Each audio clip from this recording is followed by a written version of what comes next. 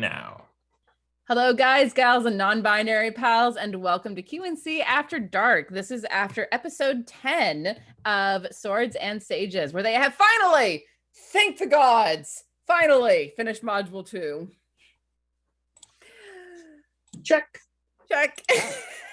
Speaking of check marks, let's check off our little tradition here. Ezra, what kind of quotes did we have? Oh, yes. Oh, let's see. The quotes. A bartender in Baldur's Gate sees a lot. Most people don't go on roofs on crossbows unless they're up to something. There's a squish and something happens, which I think is that applied to Laura, I think, actually. Probably. Anytime you get shot, it sucks. I thought being an 8-year-old would make them not shoot me. That might be the name of the next one, to be perfectly I like honest. it. YouTube would love that. You know. What's this about shooting 8-year-olds? Is this content made for children? No. See, here's the problem is we have many great quotes, but about 75% of them are discarded because they'll get us TOS'd, so we can't use them as titles. Well, so how do you guys feel after that particular module, now that we've put a little bow on it? Oh god, that took way too long. A little bit long. The were-rats, were they always following us? Were they just mortal enemies? Did they just show up? Okay, so I mentioned a few episodes back when you were traveling to Baldur's Gate that there was a random encounter that I X'd out of there. The random encounter was actually a were-rat with a bunch of giant rats who ambushes the party as they come through. I don't like random encounter fights. I think they're stupid. There needs to be some reason behind it. So I took that out of there, but I kept it in the back of my mind as a potential for something to use elsewhere. And then people kept whinging about there not being combat. So finally I said, fucking fine. You want combat? We'll have some fucking combat. And I brought were-rats in. I bought the whole gang of were things hates other gang of were things. Yeah. And there's all these kids who keep talking about how much money they have. Let's wait until they're in an easy spot. And Yeah. Why was there the wide berth? Was there like a warning put out, or it was more that the kids in particular were starting to be recognized because they go through speaking Abyssal and talking about how much money they have on them. So everyone who is not a active thief or murderer wanted nothing to do with these two. And there just happened to also be a tall demon lady who was leading the group. tall demon lady with floating lights around her head? Yeah. So the combination of literally everything, everyone's already on edge because of the weird murders that have been happening. And then this party of fucking weirdos is coming through. Yeah, that feels about right. Even in Baldur's Gate, people don't want anything to do with that. That's fair. Pretty soon in Candlekeep, they'll be doing the same thing. Let's just not tell people. Look, we're Jessica Fletcher. Everywhere we go, something awful happens. So you should not be around us. That's the most accurate description of this party, though. Like, everywhere we go, the bad stuff just follows. Yeah. Well, and I did make that observation once with the irregular Phoenix, where it was like, do you think the ship's going to make it back fine? Well, it doesn't have 4 level 10 adventurers on there, so yeah, probably they'll be fine. Yeah. The wandering encounters are much easier when you're not. When the overall level of the group is down at commoner level, the encounters are significantly fewer. The crew of the Foxy Irregulars were like 5th and 6th level. Kipling was basically just Bo's character sheet. Yes, because you copied Bo's character sheet directly over. Taller though. The funny thing too about this one was like on a meta level, I was like, I kind of sense what might be going on, but the fact that Sabachthani's brother showed up was immediately like, God damn it, so much for trying to keep the party together tonight, because now she's just going to be like, y'all have fun. I need to just fuck right off and not be here, because if he's around spreading rumors about what I'm doing, we're all gonna be screwed. And I was like, well, so much for that plan. Yeah, I'm I admit that last week when I did basically the guy with the gun bursting in ending, I wasn't sure who it was. I was not entirely sure who it was going to be, and I was like, this is a good opportunity though to bring in Sabachthani's family, which you and I have talked about fairly significantly. Yeah. I just like you're making a name for yourself. You're running around with children. Mother will be Disgusting. thrilled? Question mark? I'm not entirely sure what mother's going to be at this point, but I don't think thrilled is a word you're looking for. I mean, she accepted my humanoid husband perfectly fine, and we've been married for 100 years and haven't given her grandbabies yet. Maybe this will work out, to my great chagrin. We are not adopting those two horrible children. I don't think we can legally adopt either of them. I get the sense that that's not an option. Demonic adoption. Kidnapping is probably as close as you can do. Oh boy, not how Sabachthani operates. Her younger brother, maybe, not Sabachthani. Her younger brother does not have the brains to pull off a kidnapping. He's I figured out this metaphor earlier, and maybe it'll come into game at some point, but the moreover siblings are like a toolbox. Younger brother's like a hammer. He just kind of like pounds at something until he gets it done. Older brother's like a jigsaw. He can deal with like fine details, but he can also just like cut right to the point. And Sabachthani is like a ruler. She takes a measure of the situation, but if you use her the wrong way, it might sting. I like it. Yeah, Now, that's a little for taste the of what you younger have brother. When you say he pounds on something until it works, No, that's Laura. You'll have to find out in case we ever meet him. We'll find out. You know, the best way to keep wizards around is just to give them new spells and gold in 50 gold piece increments. Why? Why? I don't know. I don't get that. Well, joke. that's the cost of copying a spell into your spell book. All right. Per level is 50 gold. Is that base level, or is that you as an order of scribes? Because you get a discount, don't you? Being order of scribes? You're supposed to. right? So no, what the are time, people? I think. Oh, for it's me is- time. Okay. What are people thinking for their level up? I think I've decided I'm going to go with the pact that lets me take 3 cantrips from any other school, and they're probably all going to be illusion spells. Yeah. Continue wizarding because there's been no just impetus to do Get otherwise. second level spells. Come on, take that level of thief acrobat now, will you? Oh, obviously, yeah. Stop building Sen. I just need to remake Sen, but do the reverse as opposed to starting off with rogue and then going into wizard. I'm starting off with wizard and then going into rogue. All right, do paladin then. It would give you a better armor class. If I had the strength to, oh wait, no, I have the strength to. Yeah. I don't know if I have the charisma to. Probably You not. don't. As someone who plays also a lot of paladins, should I spoil what I'm doing, or should I just wait to let everybody find out? Because No, you know what? This is just for patrons, so yeah. sure, Nobody watches this crap. So the plan has always been that Sabachthani is College of Whispers because she's a spy. If you haven't figured that out yet, so have I don't know fun, y'all. What's the College of Whispers? College of Whispers, Is David? Yeah, it's that one. everything is David. yeah, everything is like psychic damage and knowing more information about people and being able to mess with their brains. So it's less of the classic, like, I play instruments or I talk real good, and it's more, I can find your deepest insecurities and exploit them. Yeah, so basically College of Whispers, the archetype is like they charade as bards, and then they're in there for the info. Nice.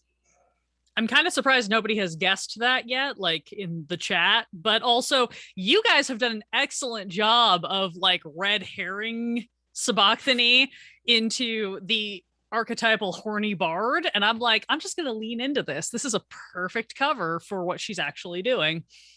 Oh yes, she will lead. Hmm. That was a very smoothly run. Even though you said you were wrestling with Roll20 and stuff, I thought, for online combat, that's about as good as smoothly as that can be run. I thought that was. No, that went really well.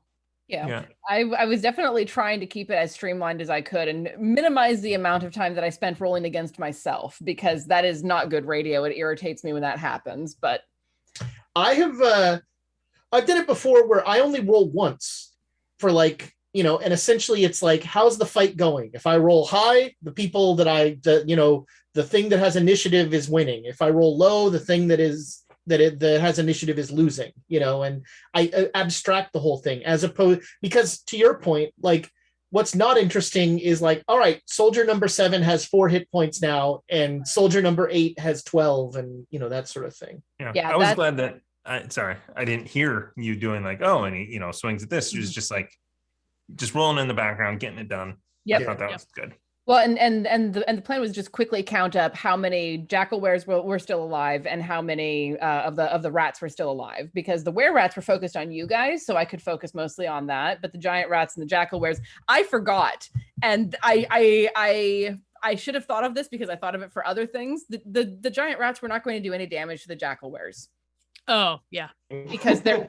So I have house ruled it myself that wares are able to hurt each other with their natural weapons, because it's, for me, not any fun if they can't. That makes sense. Actually, that is actually very cool. Yeah. So the jackal wares and the were rats could hurt each other with the biting, but the giant rats weren't going to do anything to the jackal wares because they're just rats that are also controlled by these were rats, but they're not were rats themselves. So would I have become a rat if I failed that save? Yes. Oh man.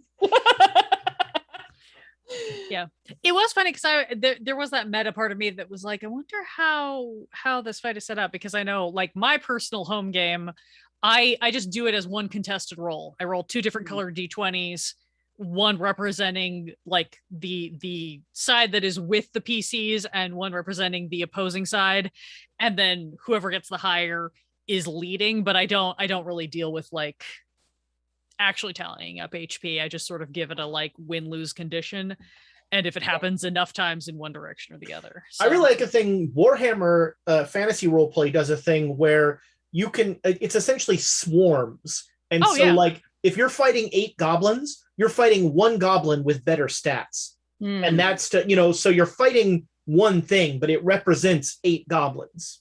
That makes sense.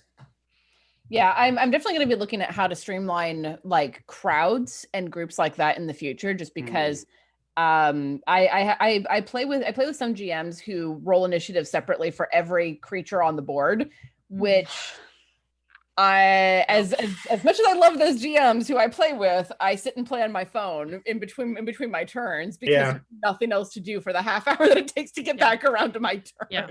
I also do combo HP. Lift behind the curtain for the Saturday game that I ran. They fought swarms of spiders. What I did was I combined the HP total of several swarms, but I had them all move on the same initiative and took the attacks to the same pool, and it made it a lot faster and a lot easier. Yeah, that's where you said any leftover just goes to the next one. So exactly. Splash damage. Cleave rules or splash damage. I honestly enjoyed that combat as much as I dislike running combat. I enjoyed that. Honestly, I think there were great character moments in there too. There really were. There was some interesting stuff that happened in there, and Dewey is legit scary when he wants to be. I didn't know you had inflict wounds. It is part of my shadow touched, or whatever that is. Oh. As is the invisibility. So they didn't use spell slots. Nice. Oh, heck. I have to admit, seeing that familiar stuff, I my other option is to take the pack that lets me get a familiar, and I just have a Quasit who would be my butler. Tiana, if everybody else in this campaign has a familiar but me, I know we're going to have a conversation. That would be part of the reason. I mean, I kind of want to do it just to Buster starts rolling around. Sabathani is like, I'm sorry, what happened to no pets? I'm your familiar. That's That's not how that works, Angel. But I realized if I had a butler, it would have to be Tidwell, and that would get. Don't make me do Tidwell's voice. I'm begging you. Oh no. If you bring in Tidwell, you have to do the voice. You meant juleps. Yeah, that. I like my vocal cords too much for that vocal fry. I thought tonight was really great. Like the combat was really good, but also even leading up to the combat, I thought we had some really good character moments for everybody. I was very self-conscious about making sure that I didn't take up too much time with the interaction with Sabachthani and her brother, but like getting to get these little dips of Wuya and Dewey and what they were doing was really, really nice. So I'm excited to see where this keeps going as we move forward. I admit I have way too much fun playing Book. I understand now why you like Alacrity so much, Tom. Hey, listen! Hey, listen! Shut up. It's a lot of fun to do the weird kind of scary little girl voice that is totally going to help you out, right? Right? No, I'm on your side. She kept you alive.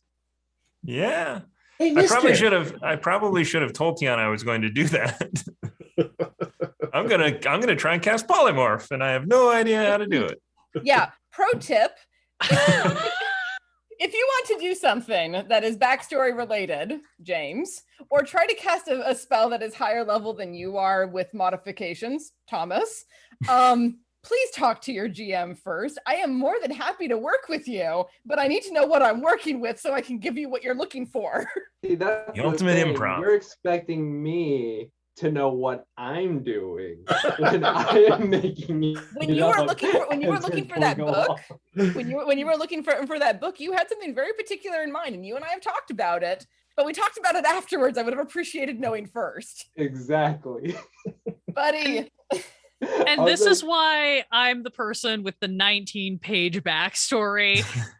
I am that asshole. I'm the other problem end of the spectrum. Usually that person.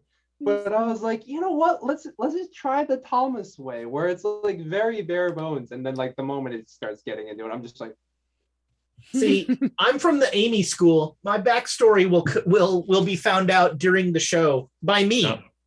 Well, and honestly, what's fascinating about that, Ezra, is I know that you don't do a whole lot of pre-backstory stuff, so I've been kind of surprised by the pathos that has come from your particular backstory and how it's been playing out. Despite as you know, as Call of Cthulhu should teach you, I like sad people as much as I love joking around and stuff like that. Sad You people like are more slapstick.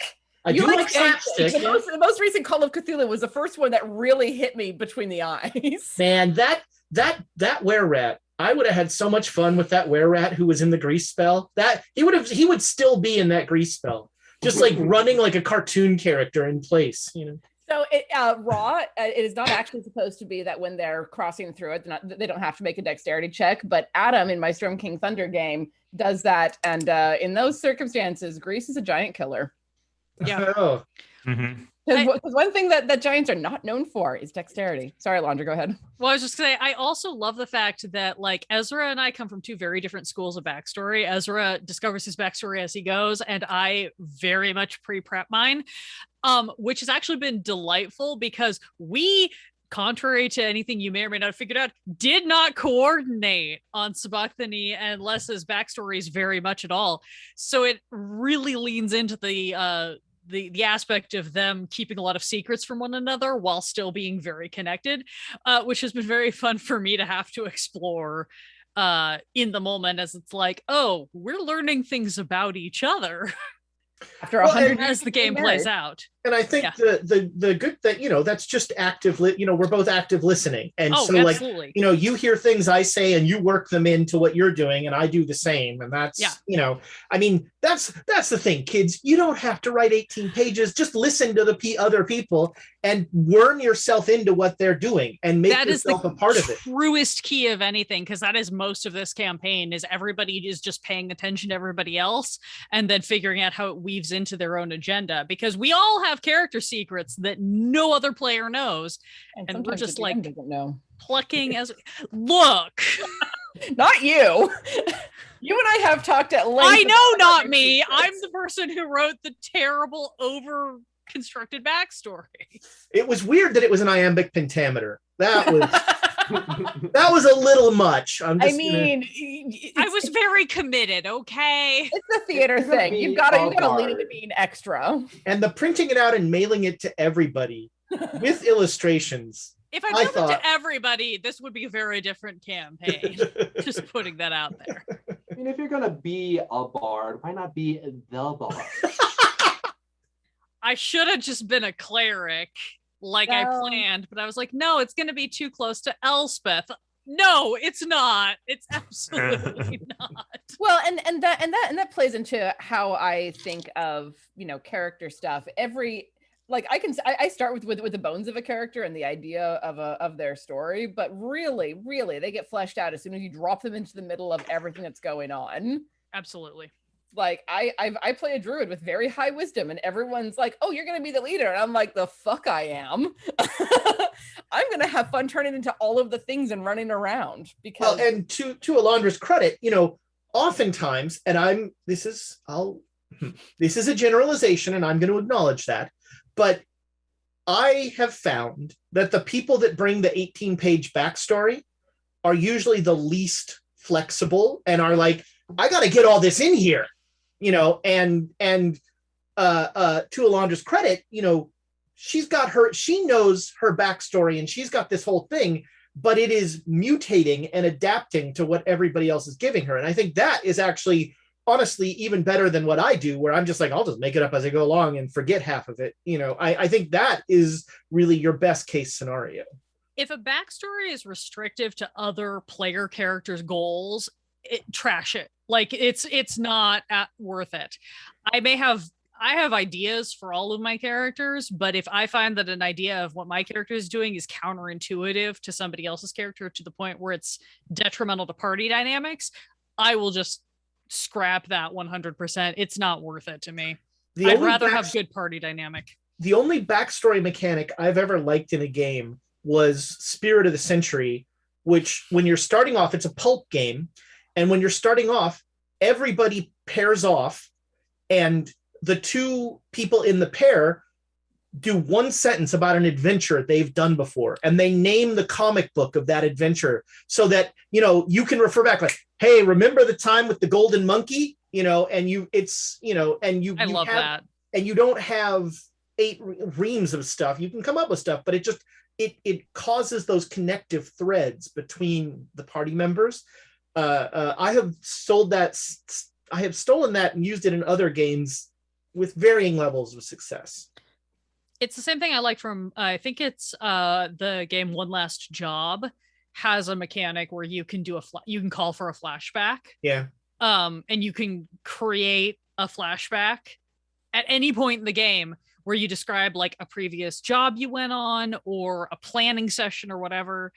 And I like that where it's organic and a dynamic way of creating history and creating backstory based on what you're actually doing. So it can be a bonding experience instead of something that can potentially drive a wedge in the party. James, when do I get to play in your Blades in the Dark game?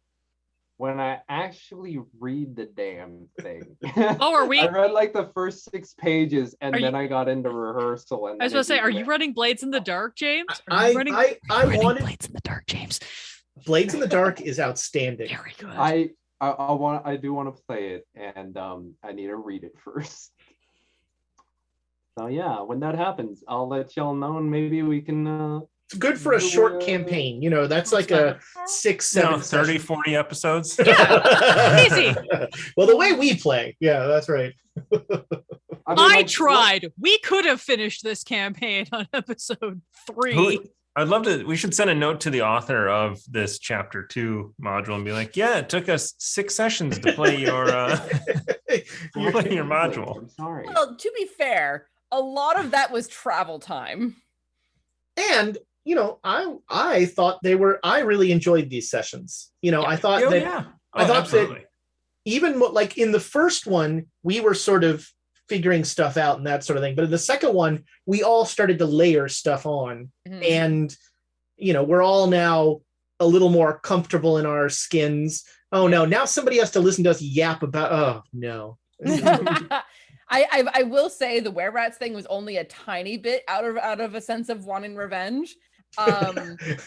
Only a tiny bit. I will admit that the revenge was absolutely 100% part of it, but it was the smallest possible part because I was like, okay, you guys want combat. This is the last thing that needs to get wrapped up. It needs to be someone or something that has a reason to fight jackal-wares. Okay, easiest thing is another were creature. All of the other were creatures are CR like fucking 4. Yeah, I was, and it was that or werebats, and I was like, I could have been a bat. You still can be. I'll just call a cousin. You know, like you do. So I leaned toward werebats because it was something I fully admit I made up the entirety of this combat encounter today. Like I finished building the map while I was doing editing for an audiobook. Classic. I woke up this morning and went, shit, fuck, it's Monday. That was my like immediate reaction. 50% of Dragon of Ice Fire Peak. Yeah.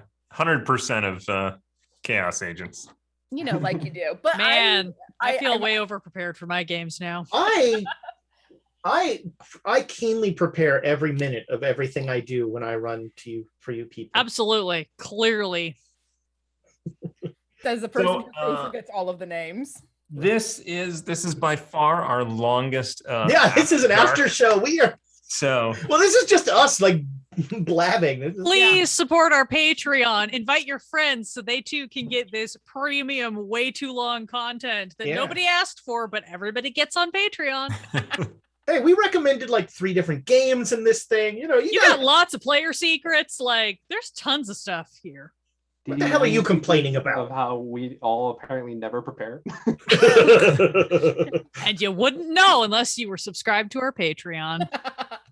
So thank you all so much for joining us. Next week, they're going to be traveling back to Baldur's Gate.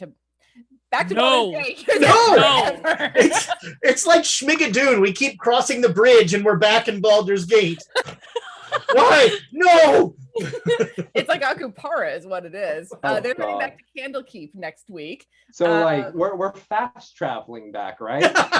Please, love of God, montage the travel. The Indiana Jones line on the map. Yes. I mean, I think, there probably need to be a couple of conversations, but, Yeah. Well, and that's something that we will need to discuss, I think, off stream, where it's like, what do you want to have happen in the 5 days going back? Do you want to stop in at the creepy? No, absolutely not. No, sleep in a tent. No. I have dealt with that. I gave them my number. They can call me if they have a problem. I want a 3-day pitched battle. A siege. I want a siege. Oh, you want to go in the trenches? So I'm going to go to the vacation home, and once the rest of the party gets to Candlekeep, I will just like port up there. There we go. Yeah. But yeah, we will figure that out, and we will see what happens next time. I suspect they're going to get into Candlekeep. I strongly suspect Ezra's going to try to get into the restricted area again. Because why not? And then we might actually get into the 3rd module. We'll find out. We find out. Definitely. Well, and I have to figure out what to do with someone when the player disappears for a while. We'll just put him in my backpack. It's fine. James is off gallivanting somewhere for a couple of weeks. And Ireland. I wasn't going to give it away if you didn't want to.